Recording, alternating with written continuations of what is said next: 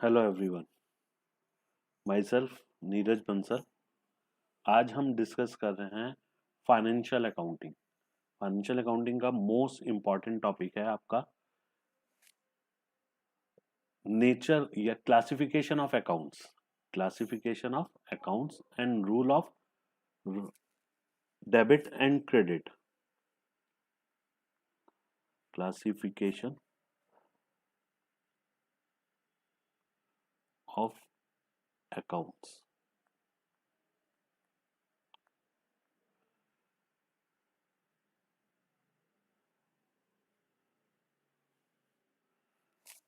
Accounts में जितनी भी टर्म्स हैं, जैसे assets, liabilities, expenses, revenue.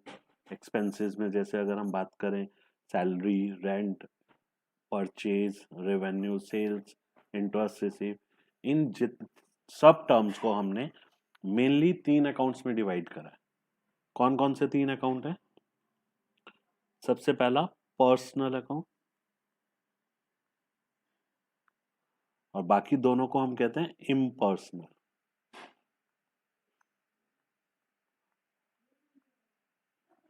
Impersonal के दो पार्ट हैं, एक real account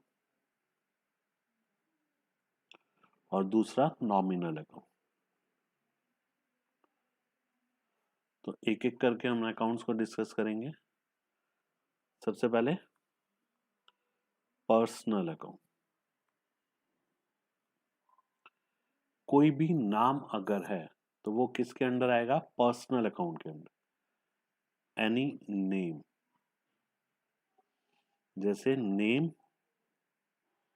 of persons, Ram, Shyam, Mohan, जितने भी पर्सन के नेम है, सोल्ड गुड्स टू राम, तो राम क्या है? एक पर्सन, तो वो क्या है? Personal account. ऐसे ही नेम ऑफ फर्म, फर्म मतलब जिस नाम से हम बिजनेस कर रहे हैं। और नेम ऑफ कंपनी, अगर बिजनेस को आप कंपनी एक्ट में रजिस्टर्ड कराते हो तो वो कंपनी बन जाता है बिजनेस ही। ऐसी नेम ऑफ इंस्टीट्यूट्स, तो कोई भी नाम, जैसे फॉर एग्जांपल पर्सन की अगर बात करूं, सोल्ड गुड्स टू राम, तो राम क्या है? Personal account. तो राम को हम क्या कहेंगे? राम हमारा क्या है? डेटर। तो डेटर्स जितने भी हैं वो क्या है? Personal account. ऐसे ही purchase goods from Reliance Industries, Reliance Industries से परचेज करा, तो रिलायंस इंडस्ट्रीज क्या होगी? एक कंपनी। कंपनी, तो कंपनी किस में आएगी? पर्सनल अकाउंट में। तो इसको हम क्या कहते हैं? क्रेडिटर्स। तो क्रेडिटर्स जितने भी हैं वो क्या है? Personal account. ऐसे ही Ramesh started business with cash, तो रमेश क्या है? पर्सन, नेम ऑफ पर्सन, तो रमेश पर्सनल अकाउंट हो गया। लेकिन इसको हम कैपिटल के नाम से दिखाते हैं अकाउंटिंग में। प्रोप्राइटर जो है वो कैपिटल के नाम से, या प्रोप्राइटर ने विड्रॉ करा तो ड्राइंग, पर्सनल अकाउंट है। ऐसे ही मिस्टर एक्स से लोन लिया मैंने, तो लोन क्या है आपका? Personal account.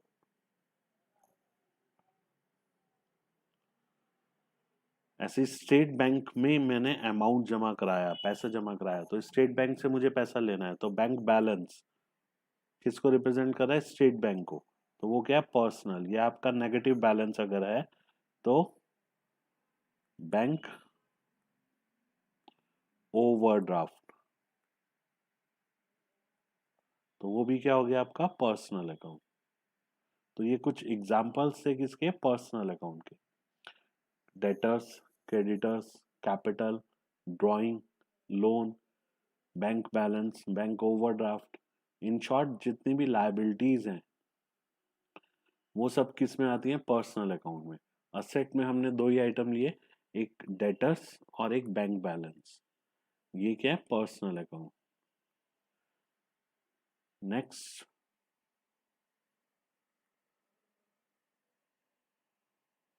Real account. Real account के अलावा थर्ड वन क्या था? Nominal account. Nominal account, nominal account में all expenses and all losses, all income and all gain या प्रॉफिट। बिजनेस के जितने भी एक्सपेंसेस, लॉसेस, इनकम, गेन है वो सब किस में आएंगे? नॉमिनल अकाउंट के। जैसे अगर एग्जांपल ले एक्सपेंसेस का,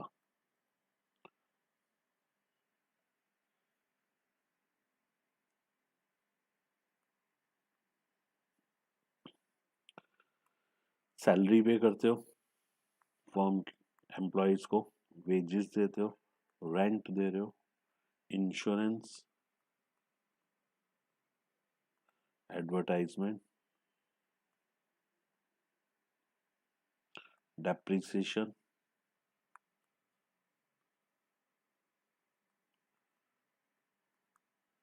purchase are the example of expenses. ऐसी अगर इनकम की बात करें, कुछ भी रिसीव कर रहे हो, जैसे interest received, discount received, rent received, dividend received, ये सब क्या है हमारी इनकम। किस साइड में आएंगे?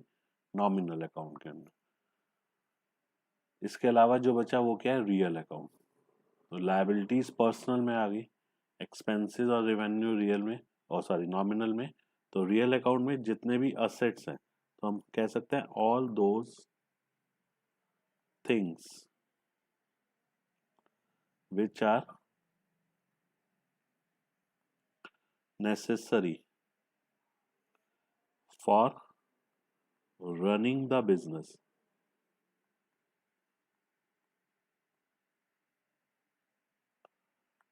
Example: cash, goods, plant and machinery,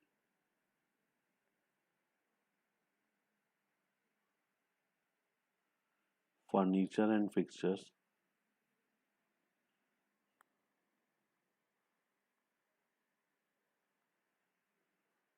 goodwill, etc. तो ये सब क्या है हमारे रियल अकाउंट। तो तीन हमने पढ़े, पर्सनल, रियल और नॉमिनल। स्टूडेंट्स मैंने आपको बताया सैलरी, सैलरी कौन सा अकाउंट है हमारा? सैलरी जो है वो नॉमिनल अकाउंट के अंडर आता है। लेकिन अगर आउटस्टैंडिंग सैलरी है तो कौन सा अकाउंट होगा?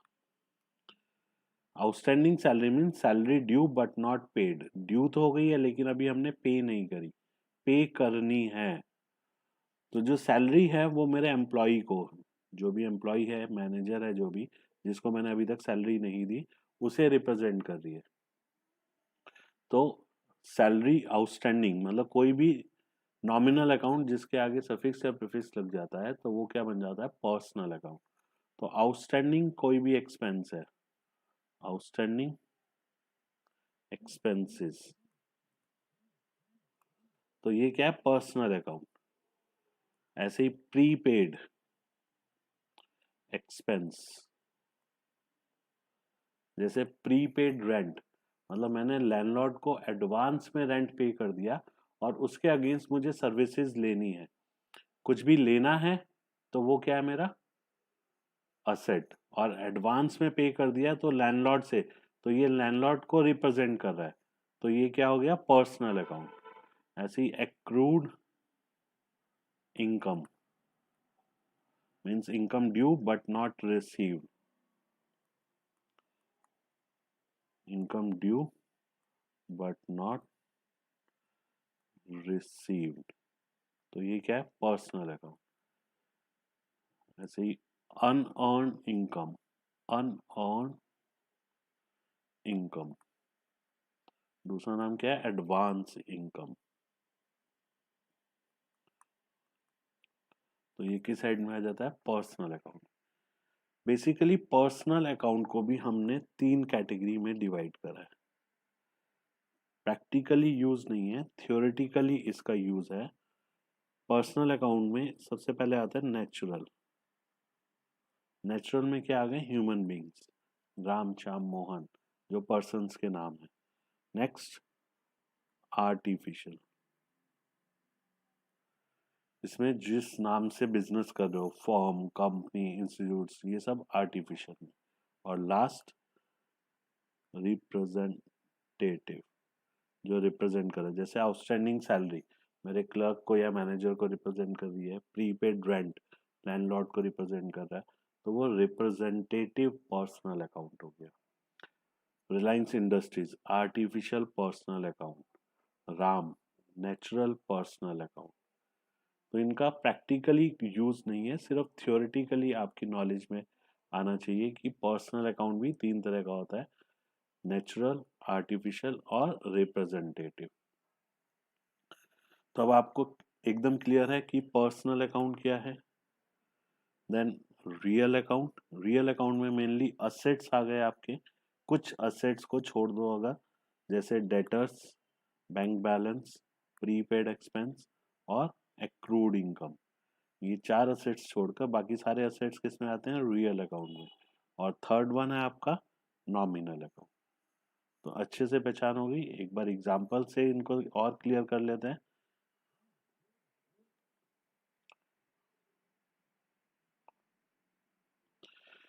ये कुछ आइटम्स लिखी हैं, आपको इनके हेड्स, इनका नेचर बताना है कि कौन सा अकाउंट है, पर्सनल है, रियल है या नॉमिनल है।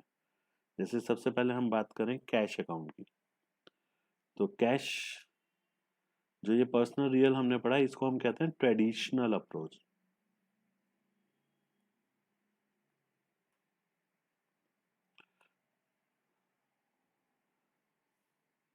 कैश क्या है हमारा? असेट, तो ये किस में आएगा? Real account.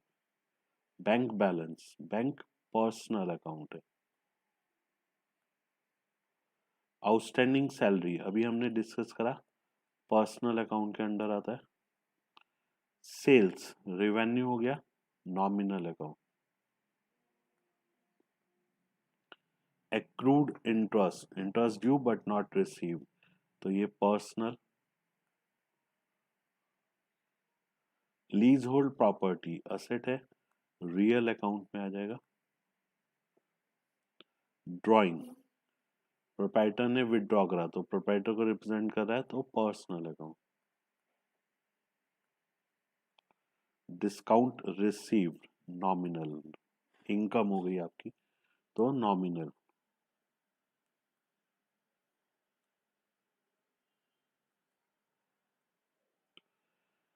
Bad debts return of, nominal loss हो गया। Purchase account, nominal. Bad debts recovered, revenue है, नॉमिनल अकाउंट में। Plant and machinery, real account. Capital, personal account. Bank overdraft, bank का नेगेटिव बैलेंस, तो बैंक पर्सनल है तो overdraft भी क्या हो जाएगा? Personal account. Prepaid rent, personal account. Landlord को रिप्रेजेंट कर रहा है, रिप्रेजेंटेटिव पर्सनल अकाउंट हो जाता है। Carriage inward, carriage inward nominal. Expense है आपका। रॉ मटेरियल, लाने का जो ट्रांसपोर्टेशन चार्जेस लगा, उसे हम कहते हैं कैरेज इनवर्ड। गुडविल असेट है, रियल अकाउंट में आ जाएगा। तो ये कुछ एग्जांपल्स थे जिनसे मैंने आपको पर्सनल, रियल और नॉमिनल क्लियर करा। अब ये जो तीनों अकाउंट्स हमने पढ़े, इनको अकाउंटिंग में रिकॉर्ड करने का रूल है, जिसे हम कहते हैं ट्रेडिशनल अप्रोच या golden rules, rules of debit and credit. पूरी अकाउंटिंग इन्हीं रूल्स पर टिकी हुई है। आपको ये रूल्स अच्छे से लर्न करने हैं, याद करने हैं। इनके बिना अकाउंटिंग में रिकॉर्डिंग नहीं हो सकती। सबसे पहला स्टेप यही था, बिजनेस की जितनी भी ट्रांजेक्शन्स हैं उन्हें हमें रिकॉर्ड करना है। तो रिकॉर्ड करते वक्त आपको डेबिट और क्रेडिट करना है। तो इन्हीं रूल के अकॉर्डिंगली आपको पता चलेगा कि किस अकाउंट को डेबिट करना है और किस अकाउंट को क्रेडिट करना है।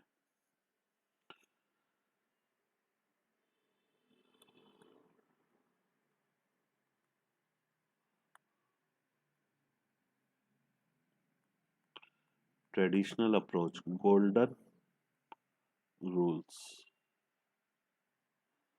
सबसे पहले बात करें personal account.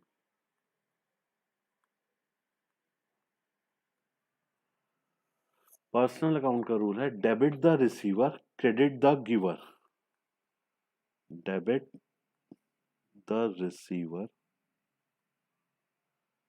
Credit the giver. फिर से रिपीट करो। Personal account, debit the receiver, credit the giver. जैसे सोल्ड गुड्स टू राम, तो राम मैंने बताया किस में आएगा, पर्सनल अकाउंट में। राम को गुड्स सोल्ड किया आपने, तो राम रिसीवर है गिवर है? ऑब्वियस है सर, रिसीवर है। तो रिसीवर है तो उसे रिकॉर्ड करते वक्त क्या करेंगे, डेबिट। फिर नेक्स्ट ट्रांजेक्शन है रिसीव कैश फ्रॉम राम, तो राम फिर से पर्सनल अकाउंट है। राम से कैश रिसीव करा, तो राम रिसीवर है गिवर है? सर राम यहाँ पे गिवर है, तो गिवर है तो राम क्या हो जाएगा, क्रेडिट। तो ऐसे देखना है रिसीवर और गिवर को। अगर रिसीव कर रहा है हमारे पॉइंट ऑफ व्यू से, पर्सन रिसीव कर रहा है तो डेबिट, और गिवर है फर्म को दे रहा है तो क्रेडिट। तो personal account, debit the receiver, credit the giver. Second, real account, debit what comes in, credit what goes out.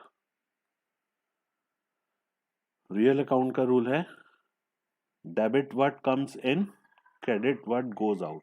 जो चीज फॉर्म में आ रही है उसे डेबिट करो, और जो फॉर्म से जा रही है उसे credit. Cash receive from Ram, तो कैश क्या है, एक रियल अकाउंट, फॉर्म में आ रहा है, तो डेबिट व्हाट कम्स इन, तो कैश को हम क्या करेंगे, डेबिट।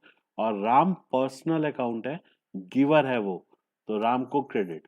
तो एक अकाउंट डेबिट होगा और दूसरा अकाउंट क्रेडिट। तो रिकॉर्डिंग करते वक्त डेबिट और क्रेडिट ही करना है आपको। हर एक ट्रांजेक्शन में कम से कम दो अकाउंट देखना है, एक डेबिट होगा तो दूसरा क्रेडिट। जैसे अभी एग्जांपल लिया, कैश रिसीव फ्रॉम राम, तो कैश आ रहा है तो कैश को डेबिट कर दिया हमने। और राम पर्सनल अकाउंट है तो उसपे पर्सनल का लगाया, राम गिवर है तो राम को क्या करा, क्रेडिट। तो रियल अकाउंट का क्या रूल है, डेबिट व्हाट कम्स इन, जो चीज फॉर्म में आ रही है उसे डेबिट करो। क्रेडिट व्हाट गोज आउट, जो फॉर्म से चला गया उसे क्या करो, क्रेडिट। जो भी रियल अकाउंट के अंडर आएगा, जैसे असेट्स नॉर्मली रियल अकाउंट के अंडर आ रहे हैं, तो असेट्स फॉर्म में आ रहे हैं तो डेबिट, और फॉर्म से जा रहे हैं तो क्रेडिट। थर्ड है आपका नॉमिनल अकाउंट। नॉमिनल अकाउंट में debit all expenses and losses, और credit all income and gains. जितने भी फॉर्म के एक्सपेंसेस हैं, जैसे सैलरी पे करी आपने, रेंट पे करा, ठीक है, बैड डेट्स हो गया, डेप्रिसिएशन चार्ज करा, तो ये सब क्या एक्सपेंसेस, तो इनको रिकॉर्ड करते वक्त हम डेबिट करेंगे। और अगर कोई इनकम है, जैसे इंटरेस्ट रिसीव्ड इनकम है, तो इनकम को क्या करोगे, क्रेडिट। तो नॉमिनल अकाउंट का रूल है debit all expenses and losses, credit all income and gains. तो बच्चे ये जो हैं तीन आपके गोल्डन रूल्स कहलाते हैं, ये आपको हमेशा याद रखने हैं। पर्सनल अकाउंट, रियल अकाउंट और nominal account. Personal account, debit the receiver, credit the giver. Real account, debit what comes in, credit what goes out. Nominal account, debit all expenses and losses, credit all income and gain. अब ये traditional approach थी, इसी के accordingly modern approach I. Modern approach, मतलब जो traditional के बाद आ रहा है उसे हमने क्या नाम दे दिया, मॉडर्न अप्रोच। तो मॉडर्न अप्रोच में 5 हेड हैं। कौन कौन से हैं? असेट्स, कैपिटल, लायबिलिटीज, रेवेन्यू और एक्सपेंसेस। तो ये 5 हेड्स हैं। एक बार फिर से देखो, असेट, एक्सपेंस, कैपिटल, लायबिलिटी और रेवेन्यू। तो इन हेड्स को रिकॉर्ड करने का मॉडर्न अप्रोच में क्या रूल है? असेट और एक्सपेंस एक जैसे तरीके से रिकॉर्ड होंगे। ये क्या कहता है मॉडर्न अप्रोच, कि अगर असेट इंक्रीज कर रहा है या एक्सपेंस इंक्रीज कर रहा है तो हम इसे रिकॉर्ड करते वक्त क्या करेंगे, डेबिट। और अगर डिक्रीज कर रहा है तो हम क्या करेंगे, क्रेडिट। असेट्स और एक्सपेंस अगर इंक्रीज कर गए तो डेबिट, और डिक्रीज कर रहा है तो क्रेडिट। और बाकी तीनों एक जैसे चलेंगे, इसके अपोजिट। कैपिटल, लायबिलिटी और रेवेन्यू अगर इंक्रीज कर रहे हैं तो हम इन्हें क्या करते हैं, क्रेडिट। और अगर ये डिक्रीज कर रहे हैं तो डिक्रीज करने पर डेबिट। ये क्या है, मॉडर्न अप्रोच। तो आप ट्रांजेक्शन को अगर रिकॉर्ड करना है तो किसी भी अप्रोच से कर सकते हो, ट्रेडिशनल से या मॉडर्न से।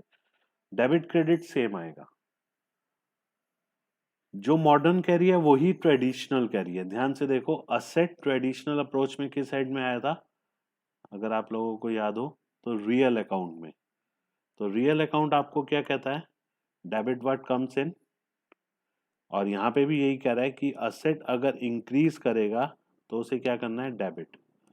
मतलब आ रहा है फर्म में तो डेबिट, और अगर फर्म से जा रहा है मतलब कम हो रहा है तो credit. Credit what goes out. तो एक ही बात है बेटा, किसी से भी आप ट्रांजेक्शन को रिकॉर्ड कर सकते हो, चाहे मॉडर्न से करो चाहे ट्रेडिशनल से। लेकिन आपको रूल लगा के ही ट्रांजेक्शन को रिकॉर्ड करना है। डेबिट जो क्रेडिट करना है वो इन्हीं रूल्स के अकॉर्डिंगली होगा। तो मेरे हिसाब से अगर आप दोनों अप्रोच याद करते हो तो ज़्यादा बेटर है, क्योंकि कुछ ट्रांजेक्शन्स को रिकॉर्ड करते हो मॉडर्न अप्रोच बहुत ईजी लगता है, ऐसे ही कुछ ट्रांजेक्शन्स को रिकॉर्ड करते वक्त ट्रेडिशनल ईजी लगता है। तो अगर मुझे दोनों याद है तो मैं किसी भी अप्रोच से ट्रांजेक्शन को रिकॉर्ड कर सकता हूँ, डेबिट और क्रेडिट कर सकते हैं। तो ये आज हमने जो डिस्कस करा, nature of accounts, sorry classification of accounts, personal, real, nominal.